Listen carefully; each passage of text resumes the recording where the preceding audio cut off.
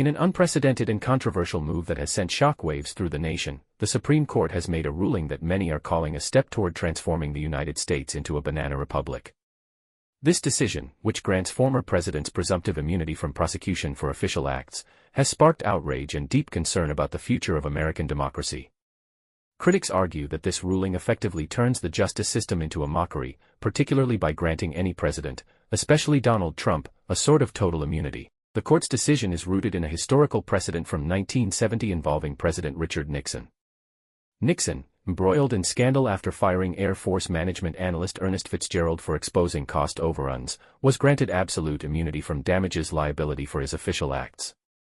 However, this week's ruling extends that immunity far beyond its original scope, potentially shielding presidents from criminal accountability for actions that could endanger the republic itself. This broad interpretation of presidential immunity has raised alarms among legal scholars and political analysts, who see it as a significant threat to the rule of law and democratic governance.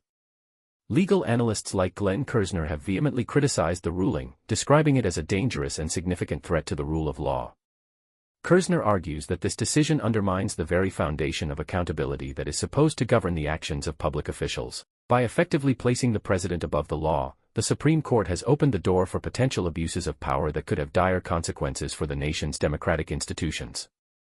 The ruling's implications are vast. A president could now theoretically engage in highly corrupt actions, such as selling pardons or using the military to unlawfully stay in power, without fear of legal repercussions. Justice Sonia Sotomayor, in her powerful and incisive dissent, warned that the ruling could protect a president trying to hold on to power through undemocratic means, an action political scientists refer to as a self-coup.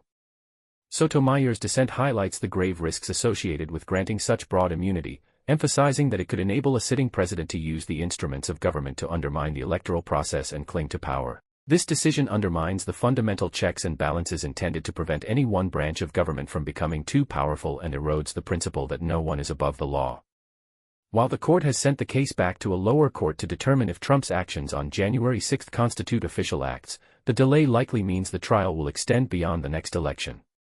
If Trump were to win, he could potentially use this immunity to avoid facing any criminal charges related to his attempts to overturn the election. This prospect has raised concerns among legal experts and political observers, who fear that the delay could effectively shield Trump from accountability, allowing him to continue to exert influence and pursue his political agenda without facing the consequences of his actions. The broader implications of this decision are even more concerning. It sets a dangerous precedent that could protect future presidents who might use their power for personal gain or to suppress political opposition. The ruling effectively grants a sitting president the ability to act with near impunity, a scenario that would have shocked the nation's founders, who explicitly designed the Constitution to prevent such concentrations of power. The framers of the Constitution envisioned a system of government where the president, like all other public officials, would be subject to the rule of law and accountable to the people. This decision calls into question the very nature of presidential power and the limits that are supposed to constrain it. By expanding the scope of immunity to include criminal actions taken in the course of official duties, the Supreme Court has fundamentally altered the balance of power within the federal government. This shift not only undermines the principle of accountability but also threatens to erode public trust in the institutions of government. If presidents are perceived as being above the law, it could lead to a profound crisis of legitimacy and weaken the foundations of democratic governance. As Americans reflect on this ruling, it is clear that the upcoming elections will be critical in shaping the future of the country. Voters must consider the importance of checks and balances and the rule of law in maintaining a stable and democratic society. This decision has highlighted the urgent need for reforms to ensure that no president, current or former, is above the law. Legal scholars and political leaders have called for legislative measures to address the gaps in the current system and to reaffirm the principles of accountability and transparency that are essential to the functioning of a healthy democracy.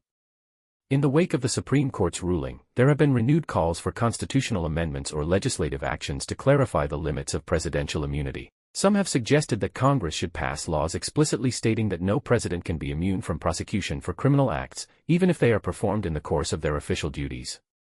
Others have proposed creating independent oversight bodies with the authority to investigate and prosecute high-ranking officials, including the president, to ensure that no one is above the law. The urgency of these reforms cannot be overstated. As the nation grapples with the implications of the Supreme Court's decision, it is imperative that citizens and leaders alike take action to protect the integrity of the democratic system. The stakes are high, and the future of the republic hangs in the balance.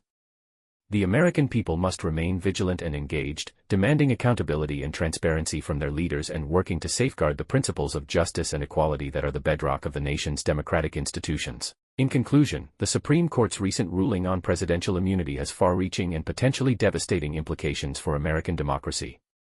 By granting former presidents presumptive immunity from prosecution for official acts, the court has effectively placed them above the law, undermining the principles of accountability and checks and balances that are essential to the functioning of a democratic society.